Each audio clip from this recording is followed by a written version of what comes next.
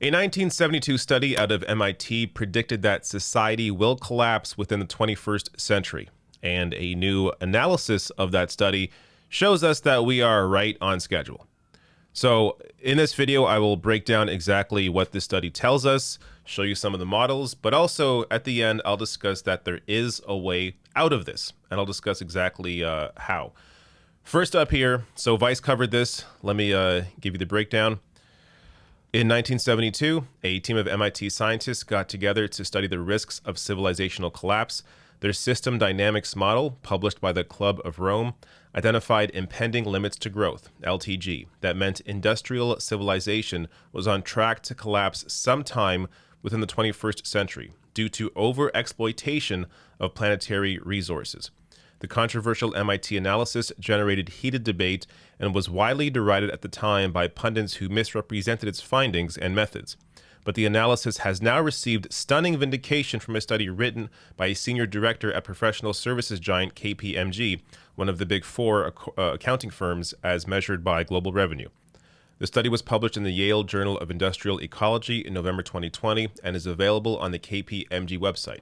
It concludes that the current business-as-usual trajectory of global civilization is heading toward the terminal decline of economic growth within the coming decade, and at worst could trigger societal collapse by around 2040.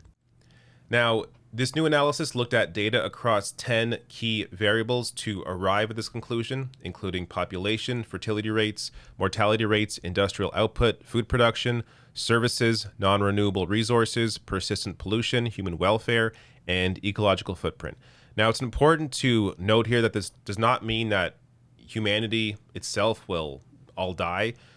What this does mean is that essentially capitalism will collapse.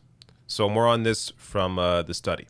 Study author Gaia Harrington told Motherboard that the MIT World 3 model's collapse does not mean that humanity will cease to exist, but rather that economic and industrial growth will stop and then decline, which will hurt food production and standards of living. In terms of timing, the BAU2 scenario shows a steep decline to set in around 2040.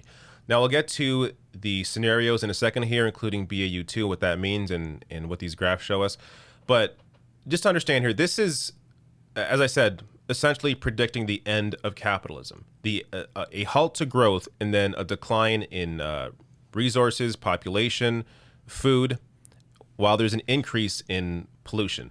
Now, before I get into showing you these models a little closer, I do want to share a couple of tweets here just around the issue of capitalism. So I saw these from Megan Day. This is not in relation to this study, but it does apply, as you'll see. So Megan Day tweets out here responding to President Biden's comments saying that capitalism is alive and very well. Megan Day replies saying, capitalism means that a small minority owns everything required to meet human needs. Unable to meet their needs independently, the majority have to sell their labor to the minority for less than it's worth in exchange for a wage with which to purchase their own means of survival. By definition, it does not work for the good of any national category of people. It works for the good of one class, the capitalist class, which is perpetually rewarded with profit for already owning what society needs to reproduce itself at the expense of everyone else.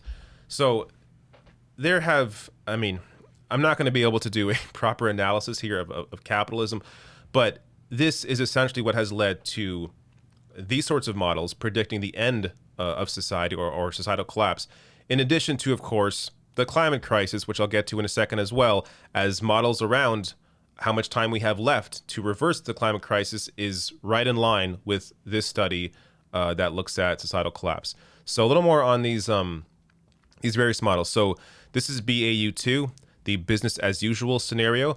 So this is one of the more, so there are two scenarios that are based on the analysis most likely. This is one of them, BAU2. Essentially meaning a halt in growth within a decade or so, and then eventually societal collapse. As you see, resources decline, population decline, industrial output decline, food decline, while pollution continues increasing at a rapid pace.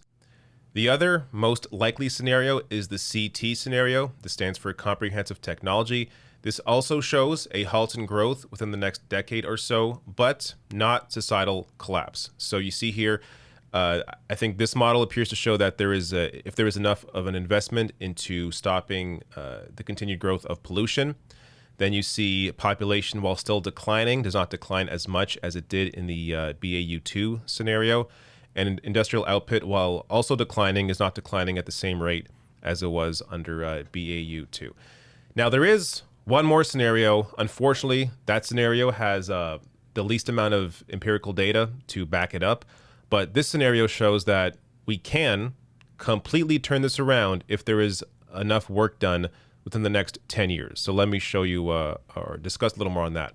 While focusing on the pursuit of continued economic growth for its own sake will be futile, the study finds that technological progress and increased investments in public services could not just avoid the risk of collapse, but lead to a new, stable, and prosperous civilization operating safely within planetary boundaries. But we really have only the next decade to change course. We only have the next decade to change course. Sound familiar? This from 2018.